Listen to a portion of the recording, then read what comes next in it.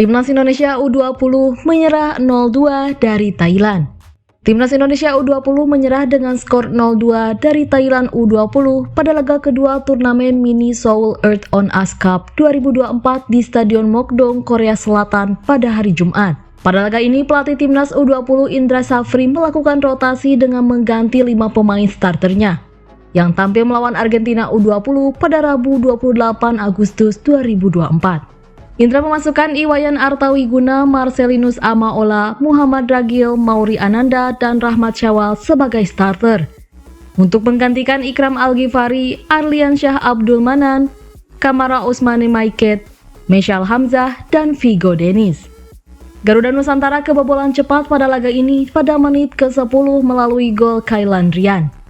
Di saat terus-menerus menekan pertahanan Thailand, Indonesia justru kebobolan untuk kedua kalinya pada menit-menit akhir laga melalui Ratapum Pamkechon ketika ia melakukan tusukan dari garis tengah. Gol ini berbau kontroversial setelah Ratapum yang menusuk dari garis tengah mendapatkan bola dari pemain Indonesia yang tak dapat menerima bola dengan baik karena lajunya terhalang oleh wasit. Pemain Indonesia sempat melakukan protes, tapi wasit yang memimpin pertandingan tetap mengesahkan gol kedua untuk Thailand. Skor 2-0 pun bertahan sampai akhir pertandingan.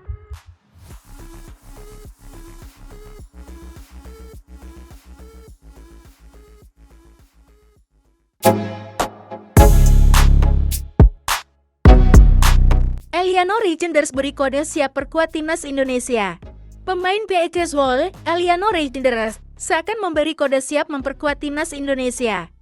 Pesepak bola 23 tahun itu terpantau menyukai akun @timnas Indonesia yang mengunggah daftar 26 pemain timnas Indonesia untuk laga melawan Arab Saudi dan Australia di dua laga awal grup C kualifikasi Piala Dunia tahun 2026 zona Asia pada 6 dan 10 September tahun 2024. Jadi, apakah ini pertanda Eliano Reijenders siap menjalani proses naturalisasi menjadi warga negara Indonesia WNA? Apakah pemain yang telah mengemas 6 gol dan 5 assist di Liga 1 Belanda ini bakal tiba di Indonesia pada September tahun 2024?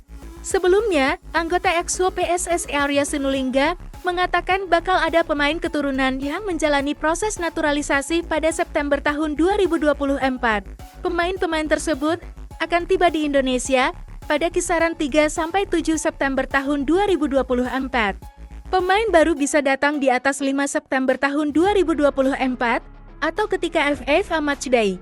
Bisa saja datang tanggal 3, 4, 5, 6, 7, dan kita lihat nanti siapa yang akan hadir, kata Arya Sinulinga.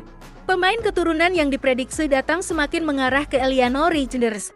Beberapa pekan yang lalu, Arya Sinulinga mengatakan PSSI sedang memproses pemain keturunan yang tidak pernah dibahas media-media mainstream sebelumnya. Yang pasti kami sedang urut, lagi proses, dokumen sudah masuk. Nama-nama agak di luar dari yang beredar, dipublik kata Arya Sinulinga di channel YouTube-nya yang bertajuk Bebas, Kamis 1 Agustus tahun 2024. Eliano Reijenders dikenal sebagai versatile player. Meski posisi aslinya sebagai fullback kanan, ia juga dapat dimainkan sebagai gelandang serang hingga winger kiri.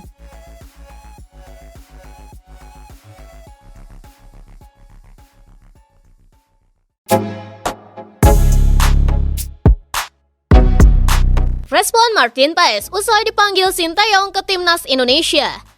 Pelatih Timnas Indonesia Sinteyong memanggil 26 pemain untuk mengarungi lanjutan ronde ketiga kualifikasi Piala Dunia 2026 zona Asia.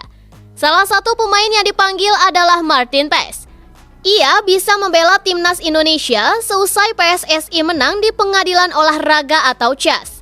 Tak ayal, kiper FC Dallas itu pernah membela Timnas Belanda di kategori kelompok umur sebelumnya. Martin Paes pun mengaku senang karena akhirnya bisa bermain untuk Timnas Indonesia. Dan kiper berusia 26 tahun itu pun menyebut akan mempersembahkannya untuk neneknya. Saya mau main untuk Indonesia karena itu akan menjadi penghormatan untuk nenek saya, ujarnya. Neneknya lahir di Indonesia, tepatnya di Kediri, Jawa Timur. Sebelumnya, Paes pun pernah menceritakan kisah perjuangan neneknya tersebut. Dia lahir di Indonesia, tinggal di sana selama 5-6 tahun, dan lalu Perang Dunia Kedua pecah. ujar PS dilansir dari kanal YouTube FC Dallas.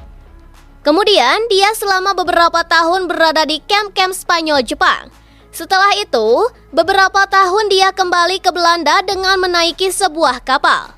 Imbuhnya, nenek saya sempat kembali ke Indonesia untuk beberapa tahun dan kemudian dia memutuskan kembali ke Belanda.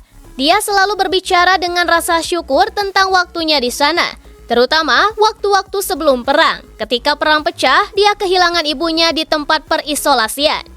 Jadi ketika kemarin saya berada di sana, di Indonesia untuk sumpah menjadi WNI, itu terasa istimewa dan menyentuh sisi pribadi saya. Tutupnya.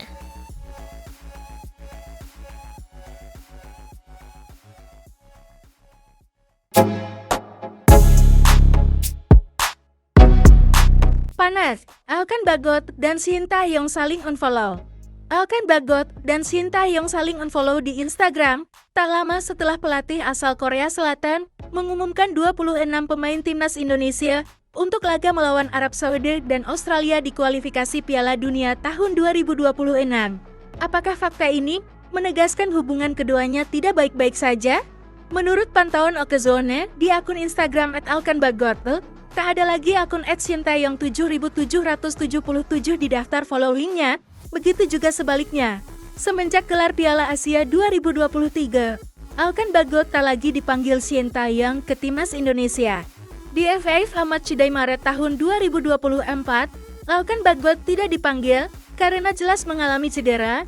Namun, spekulasi muncul ketika bek 21 tahun itu tidak dipanggil saat timnas Indonesia bersiap menghadapi Irak dan Filipina pada Juni tahun 2024. Banyak yang menilai Alkan Bagot tak dipanggil Shin Tae-yong karena pemain Blackpool FC itu mangkir saat timnas Indonesia U23 membutuhkan jasanya untuk menghadapi Guinea U23 di playoff Olimpiade Paris tahun 2024 pada Kamis, 9 Mei tahun 2024.